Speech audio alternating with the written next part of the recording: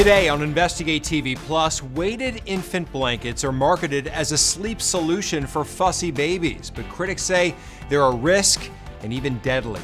I'm Lee Zurich. And I'm Tisha Powell. We investigate safety standards and why one member of Congress is questioning industry influence on government regulations. Plus, health care in rural communities on life support. Understaffed hospitals with limited resources force many patients to travel hours to get the care they need. We look into the overstressed system and speak to the first responders searching for solutions.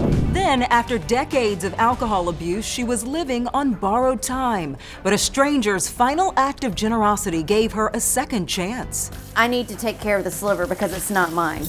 And he's going the distance to slow down the progression of an incurable disease. We're all born with two lives, and the second one begins when you realize you only have one. In-depth stories that inform and inspire. You're watching Investigate TV Plus. Many sleep-deprived parents have turned to weighted blankets and swaddles to calm babies to help everyone get some shut-eye. But a growing number of doctors and consumer advocates warn about their dangers after multiple reports of infant injuries and deaths. Yeah, we found product makers are sometimes in charge of the very committees responsible for setting industry standards. We examine how one company has a founder at the helm of orchestrating standards, but is also threatening to sue federal safety regulators over recent warnings. 9 years ago, Shayna Raphael's 11-month-old daughter Claire died after being put down for a nap at her daycare. I just remember screaming, "Is she alive?" And the social worker kind of shook her head. The provider put her in an adult bed rather than a firm bed intended for a baby. When she laid down on her side and her head rolled over, it created this air pocket in the mattress. And so Claire was rebreathing the same air in over and over again, and it became poisonous with her, and she never woke up. She ultimately filed a wrongful death lawsuit against the child care provider. She settled and then took the money and donated it to the Children's Hospital that tried to save Claire. And it just kind of continued on from there. And so went from child care advocacy to more safe sleep advocacy, and then working to see how I could help support families. In her prevention effort, she got involved with ASTM International. It's an organization that helps set voluntary standards for all kinds of products we use every day: concrete, roofing, fabric, medical supplies, and since 1973, consumer products. When it comes to certain baby products, federal law dictates that the ASTM standards be a part of setting mandatory safety regulations. Our job at CPSC to protect people from unreasonable, hazardous products is informed by the work that they do. Our statute requires us to defer to an industry-written voluntary standard as long as it's good enough to protect people and it's widely complied with. If that happens, we defer to it. We can't make our own rule. And so that's a lot of power in that process. Right now, Shayna is on a committee for wearable infant blankets, which is working on design and safety standards for things like swaddles. But recently there is controversy over one type of swaddle, those that are weighted. The idea is that putting some weight in a swaddle helps mimic a parent's hand or a hug and helps soothe the baby. But in practice, the American Academy of Pediatrics says they're unsafe. Reports from parents in a coroner made on the CPSC's website and our analysis of the agency's incident data show at least 8 records of babies who died wearing weighted sleep products. The AAP, the CPSC, the NIH, they've all been very clear that weighted infant products are not safe. As the Wearable Infant Blankets ASTM committee continues weighing possible dangers, there is now a question of financial gain and who's in charge. A co-chair of the committee, Tara Williams, is also the founder of a weighted swaddle company, Dreamland Baby, a Shark Tank success story. I can't believe I made it to your home. I think that if you would directly benefit financially from a certain type of product coming through, that there should be some reflection on, hey, is it ethical. While co-chairing the committee, Williams' company made tens of millions of dollars selling those products. It's been a contentious process. It is crucial to highlight that our standards should be rooted in scientific and technical merit, free from the influence of special interests. Unfortunately, this is not the case within our subcommittee and task groups. I think that ASTM or the Commission should do an investigation to see what's there and to act accordingly once we figure that out.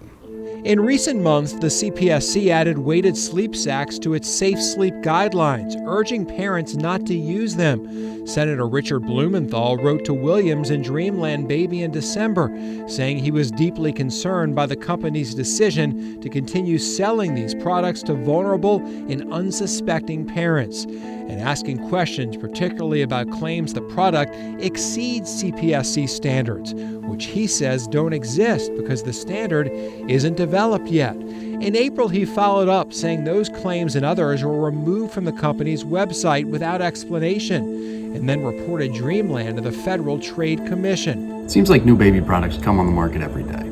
Also in April, CPSC Commissioner Richard Trumka issued a warning and called on major retailers to stop selling them. Many did. Trumka said that his warning reiterates what safety experts have been saying for months. Well, I've spoken to parents whose children have died in products like this. And it's my fear, it's my great fear that I never want to have a conversation with somebody else who loses a child, knowing that I had knowledge that I could have shared that would have prevented that or could have prevented that, and I didn't do it. We're very encouraged to see the recent actions by major retailers to cease the sale of these products for which there is no peer-reviewed evidence of safety. And when pediatricians speak, I pay attention. But just recently, the co-chair of the ASTM and founder of Dreamland said she plans to sue the CPSC and Commissioner Trumka, saying that product warning was disparaging and caused tremendous financial losses. Tara Williams, public relations representative, said she was not available for an interview, but in a statement said Dreamland Baby proudly stands behind the safety and efficacy of its gently weighted sleep sacks, which have been on the market since 2019. During that time, we have sold over 1 million sleep sacks with no reported adverse events attributed to our gently weighted sleep solutions. There are 3 consumer reports on the CPSC's website that name Dreamland as a product involved in an incident, including a death made public. As the ASTM continues to look at weighted sleep blankets, Shana worries babies might be in danger as the process drags on for blankets already on the market, as reports are tallied. It's really upsetting to see. The CEO of Dreamland disagrees with the government agencies that say weighted sleep products are unsafe because they lack specific peer-reviewed studies. You can find more of our in-depth reporting on InvestigateTV.com. We continue to investigate this issue as safety committees consider new standards. Just go to InvestigateTV.com and type defective into the search bar. Still to come, years of alcohol abuse nearly killed her. Today is the 3rd year anniversary of me and my family planning my funeral. But as her health began to rapidly decline, an unexpected lifeline gave her renewed hope and purpose. But first, patients waiting too long or traveling hundreds of miles for life-saving health care because many rural hospitals lack staff and resources. We speak to the providers on the front lines trying to fix the system. You can watch Investigate TV Plus anytime online. Just subscribe to our YouTube channel at Investigate TV. You can catch stories and full episodes.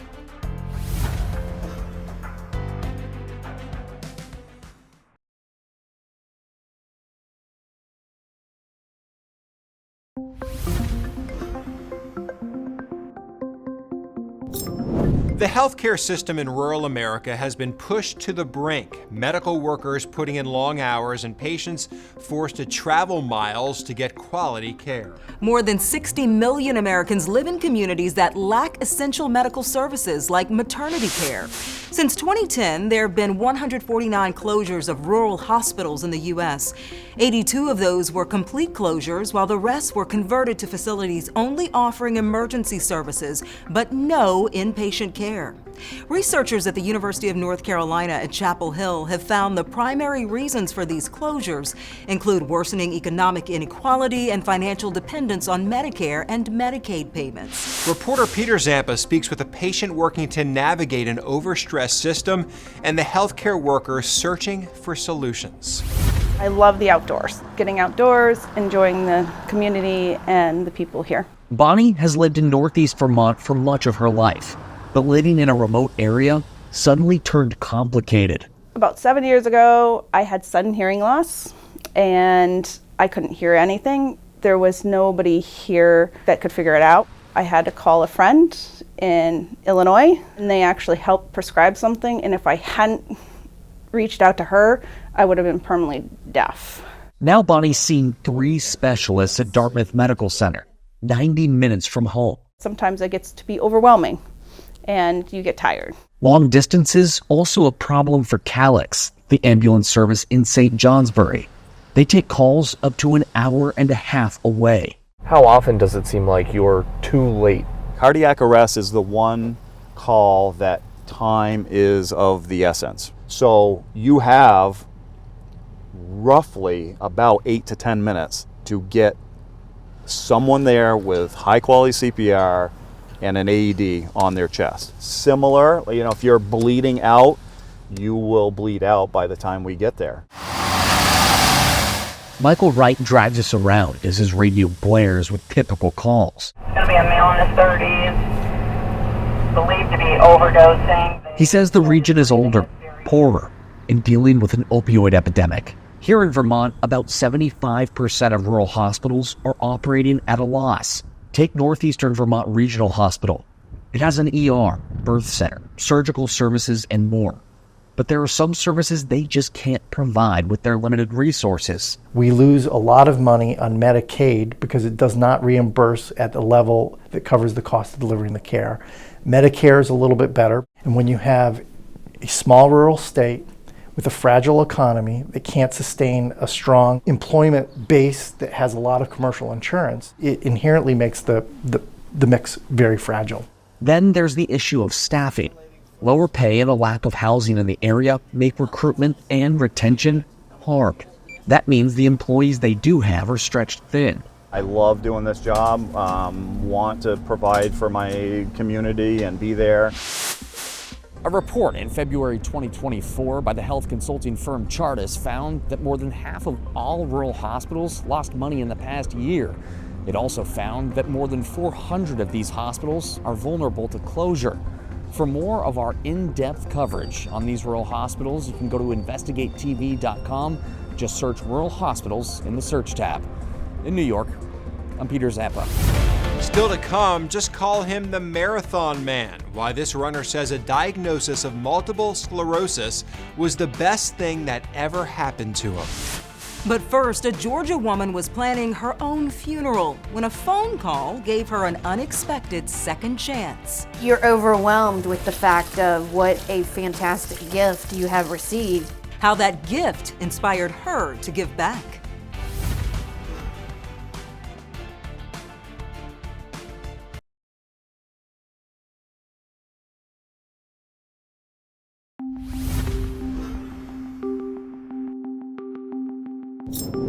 A growing list of names, all waiting for the same call. As of March 2024, nearly 10,000 patients in the United States were on the wait list for a new liver. A majority of those patients will wait more than a year for a life-saving transplant.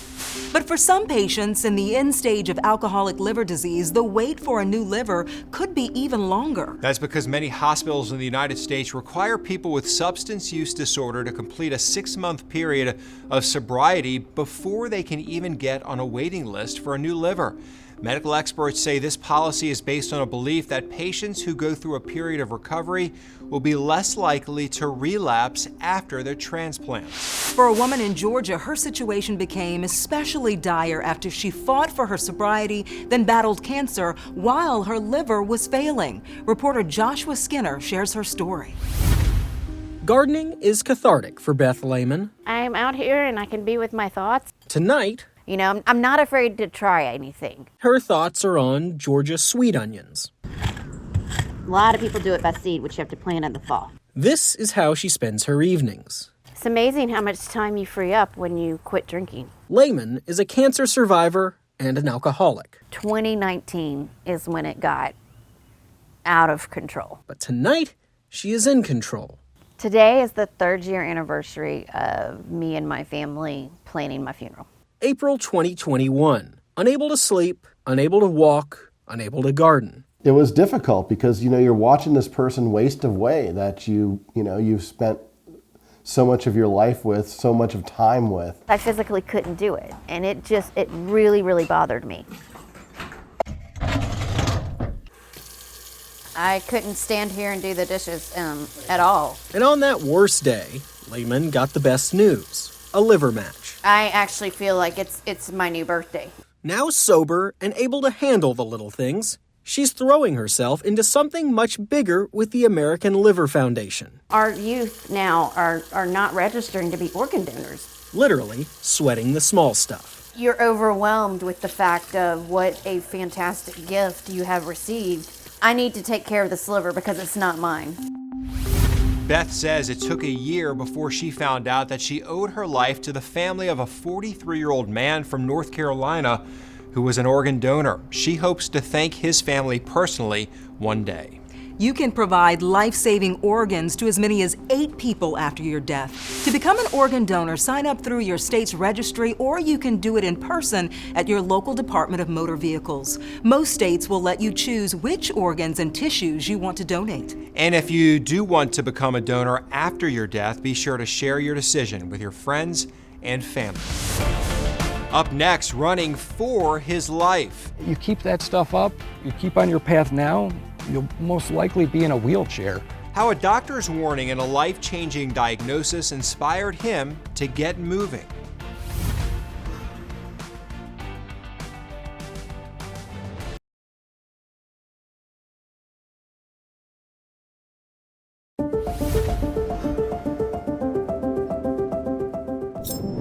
The saying goes, I don't run to add days to my life, I run to add life to my days. For Derek Stafuriak, running not only adds life to his days, but it inspired him to go the distance. Just a few years ago, Derek was a smoker who didn't really like exercise. But that all changed when doctors diagnosed him with multiple sclerosis and gave him an ultimatum. MS is a neurological disease that causes communication problems between the brain and the rest of the body. The disease can make it difficult to walk, see, and even think clearly. There is no cure, but doctors say symptoms can be controlled in most cases by medication and exercise. Reporter John Huck shows us how Derek manages his MS by setting goals and running faster and farther. Good now. For Derek Stafuriak, running 26.2 miles pales in comparison to this. I was such a horrible needle-phobic person that when my doctors told me it was an injectable medication, that almost hit me as hard as you have MS. That is 12 years of injections meant to keep the 52-year-old's multiple sclerosis at bay. But for Stafuriak, it isn't just medication, it's also miles. And he runs nearly every morning, sometimes as far as 10 to 12 miles. He slowed his speed considerably so I could go on a run with him along the Pittman Wash. When they diagnosed me with MS, they said it's a progressive, incurable disease, and it probably won't get better, but we can slow down the worsening. Stafuriak was 39 when he got the diagnosis. He wasn't exercising. In fact, he was a smoker. They also said, you keep that stuff up, you keep on your path now, you'll most likely be in a wheelchair, and we don't know how soon. At first, he jogged to help quit smoking, 20 minutes or a mile or two. And at the end of all my runs back then, I would limp, like my left leg would just drag on the floor behind me. And that motivated him to run. But I had to really think about it, each step, And over time, it went from I'd limp after 2 miles to after 4 miles to after 6 miles to, now it doesn't happen. He couldn't complete his first marathon. With pure grit and determination, he completed his second try in 2016, wearing a hole into both his shoe and sock, dragging his leg across the finish line. He's kept the shoe and sock to this day. In 2018 came the first marathon, and now Derek has run 36 marathons in 6 years, gaining 4,300 feet of elevation in Chile. Whew.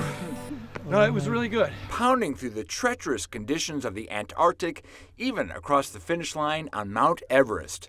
On June 2nd, 2024, Derek accomplished his goal of running a marathon on all 7 continents by completing Australia's Brisbane Marathon. After that accomplishment, Derek says MS is the best thing that's happened to him. I don't think I would have found running the way that, and it's one of the greatest loves of my life and things I love to do now. I get a yearly MRI, and there have been no new lesions, is what they call them, or scars. His neurologist says the results are even greater. I would say that he's done more than halt his progression. He's shown what we sometimes look for is disability improvement. Derek closed out our interview by sharing a quote from Confucius that powers this runner to keep moving. We're all born with 2 lives, and the second one begins when you realize you only have one. And for me, that was it was huge. That was a major, that hit me like right in the gut, and I'm like, we're not failing this time. Derek isn't slowing down. In April of 2024, he qualified for the 2025 Boston Marathon after running the Mount Charleston Marathon with a time of 3 hours, 10 minutes, and 33 seconds. Derek says thanks to his active lifestyle and treatment, he has not experienced a relapse in multiple years, and he continues to follow up annually with his doctor. He also looks forward to more traveling with his daughter. In Las Vegas, I'm John Huck.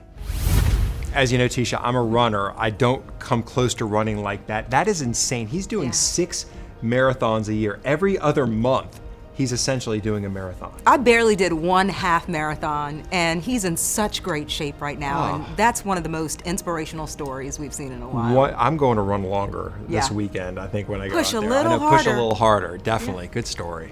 Well, that's it for us on Investigate TV Plus. I'm Tisha Pell. And I'm Lee Zurich. Thanks for watching.